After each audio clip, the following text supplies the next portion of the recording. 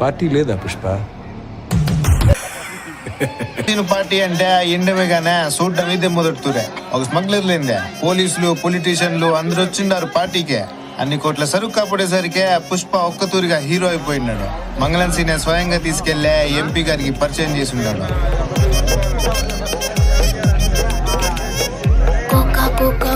కడితే కొర కొరమంటూ చూస్తారు. పొట్టి పొట్టి కౌని వేస్తే పట్టి పట్టి వేరే దాంట్లో పెడతా.